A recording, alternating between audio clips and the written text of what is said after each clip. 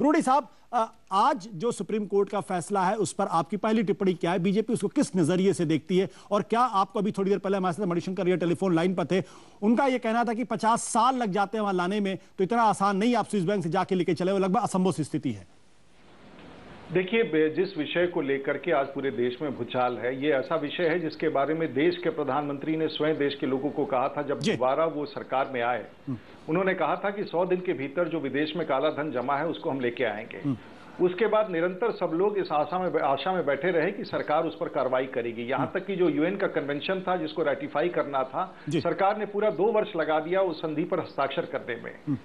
अब जब स्थिति ये उत्पन्न हो गई, जब सामान्य लोगों ने इस विषय को उठाना शुरू किया और यहां तक कि उसमें बाबा रामदेव जैसे व्यक्ति ने इस विषय को उठाया, तो जिस प्रकार से दमन किया गया उनके ऊपर और जिस प्रकार से एक माहौल बनाया गया, कहीं ना कहीं सरकार एक प्रकार से संदेह के घेरे में चली गई। और आज जब उच्चतम न्यायालय ने यह निर्णय सुना दिया तो कहीं ना कहीं एक बड़े अविश्वास का माहौल इस सरकार के प्रति है। क्योंकि जब भी आप देखेंगे कि सरकार ने, चाहे वो 2G का मामला हो, कॉमनवेल्थ गेम्स का मामला हो, सीबीसी की नियुक्ति का मामला हो, हर मामले में सरकार ने अनदेखा किया और उच्चतम न्यायालय ने हस्तक्षेप करके उस पर कार्रवाई की।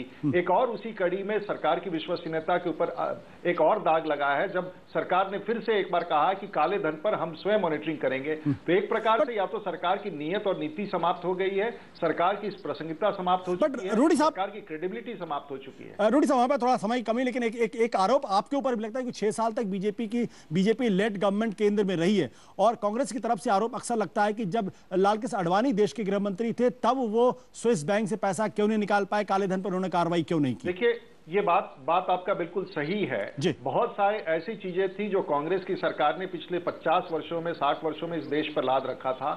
हमारे लिए संभव नहीं था कि सभी विषयों पर 6 वर्ष के कार्यकाल में पूरा करें। हमें जरूर करना चाहिए था, लेकिन उसके बाद इस बार 2009 के चुनाव में सबसे पहले इस विषय को किसी ने उठाया, वो श्री लाल कृष्ण आडवाणी जो भारतीय जनता पार्टी के नेता हैं, उन्होंने इस विषय को उठाया और यह भी सब लोगों का मन बन गया था और सरकार ने भी आश्वासन दिया था। तो सरकार को कार्रवाई करना चाहिए और सरकार ये स्वयं पुष्टि कर रही है कि विदेशों में काला धन जमा है, लेकिन सच्चाई बताने के अलावा सरकार समितियां बना रही है, रिसर्च टीम लगा रही है, लेकिन उनकी मंशा नहीं। इसलिए कहीं ना कहीं ऐसा भी सुनने में आ रहा है कि सरकार को लगता है कि अगर ये सूची प्रकाशित होगी तो बहुत सारे कांग्रेस के मित्रों का नाम आएगा। संभवतः यही कारण है कि आज कांग्रेस की सरकार इन सब चीजों से परहेज कर रही है, परहेज करे। राजीव प्रताप जी उन पर कार्रवाई कर रही है। अब 1995 में पहली बार मनी लॉन्ड्रिंग एक्ट का ड्राफ्ट बना, तो इन सरकारों को, बेशक बीजेपी की सरकार हो या कांग्रेस की सरकार हो, इन सरकारों को उस कानून को मैनिफेस्ट करने में 15 साल क्यों लग गए? क्यों लगे? एक बेसिक क्वेश्चन है, ये तो जायज क्वेश्चन है। टिल अबाउट 10 years बैक ये हमारी सबकी भावना ये रही जो मणि ने बताया कि बाहर पैसा चला गया, वापस कभी नहीं आ पाएगा।